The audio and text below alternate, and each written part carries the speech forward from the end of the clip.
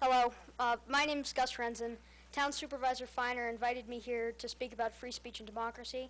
I'm extremely excited to be here with all of you today, and I'll be talking about free speech and its impact on democracy. In the face of tyranny, the founders of our country sought to create a democracy in which all people could voice their opinions. This state would be a safe haven for controversial thinkers, an oasis for new ideas, and a place where people could live, pray, and pursue happiness in the way that they thought best, without living in the constant fear of persecution. But this state, which became the United States of America, could only achieve its fullest potential if all of its citizens could speak freely, write freely, and protest freely. And so this democratic nation adopted the First Amendment. For over 2 centuries, the First Amendment has steadied us when we are wobbling and has balanced our country when it is in danger of tipping. Without the rock of free speech to steady us, politicians could control the media. They could use it to feed false news through the ears of Americans. They could run campaigns of misinformation, throw over us a veil of uncertainty about the merit of government, and tell us stories of their care for us, while the laws they pass benefit only them. Without free speech to balance us, those in power could make us believe that their way is the only way, and that any other way is ineffective and unreasonable. They could twist us into having one common opinion, rather than a wealth of ideas and stances, leaving us unable to come to our own conclusions by hearing all the different sides. They could rip from us our ability to debate our ideas and hone our reasoning, leaving us as uniform rather than individual and unique. The right to free speech is more than just the power to say whatever you want. It is the right to opinions, the right to express those opinions, and the right to use those opinions to try to change the country in the way that you think best.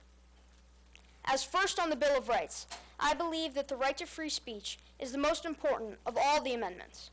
The other amendments are all laws and tell us what and what not to do. But the First Amendment is more than just a law. It is the heart and soul of democracy, and without it, our country would not be able to function.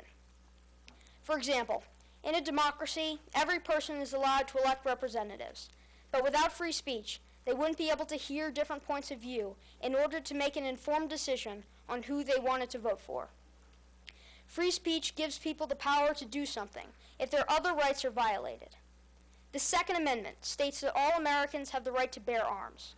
But what would you do if a senator proposed to outlaw guns? You could use your First Amendment rights to protest this proposed law. The protest could provoke public debate on the issue, allowing for both the protection of gun rights and common sense gun legislation. The Fifth Amendment states that you could not be tried twice for the same crime. So what would you do if that right was violated? You can invoke your right of freedom of speech by appealing to a higher court, even if your appeal were controversial. Based on the Eighth Amendment, cruel and unusual punishment is unlawful. But what would you do if the police whipped you for stealing a pack of gum? You could go to a newspaper, tell them what happened, and the newspaper could publish an article which could provoke outrage against the police, making it nearly impossible for the police officers to ever do something like that again. Especially today, free speech is essential to keeping our democracy afloat. President Donald Trump will lie about anything from the crowd size at his inauguration to the character of millions of so-called bad hombres. But since free speech allows there to be many different sources of information, lies in this country will almost always be uncovered by the press, by leaks, and by people speaking out. Corruption and lies are everywhere, including government, but because of free speech, we can expose them without fear of retribution. Free speech is also a way to express opinions and release tension. Without free speech as an outlet for frustration, strong feelings could manifest themselves in other, possibly more dangerous ways.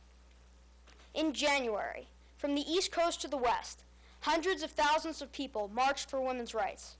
But if those people did not have the right to protest, how would their fear for their rights have been expressed? If their First Amendment rights were not available to them, would they instead have resorted to using their Second Amendment rights? perhaps most significant to democracy. In our country, people can oppose the government without fear of government retribution. When President Donald Trump signed an executive order barring all people from 7 different majority Muslim countries from entering the country, there was an uproar from the public. Citizens of the United States of America exercised their rights as part of a democratic nation. Letters were sent, articles were written, and protests were arranged.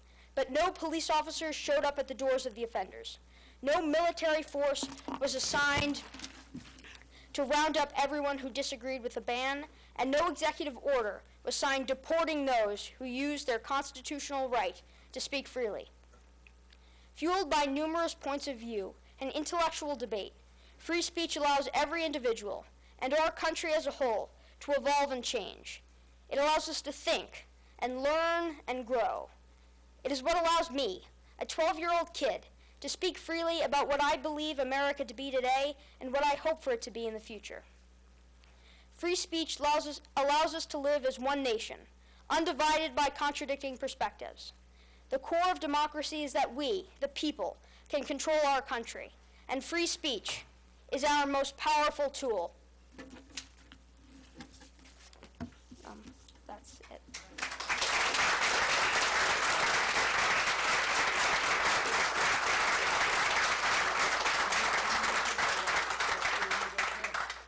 Can you mention just what school you go to and what you go I with? go to Farragut Middle School and Hastings. Farragut Middle School and the 12, and it's interesting. In Hastings, I don't know if people know this, but Your mic's not on. this is an interesting fact about Hastings. There's more Nobel Prize winners who came from Hastings than any community in the world. I think they've had 4 Nobel Prize winners, so maybe you'll be the 5th.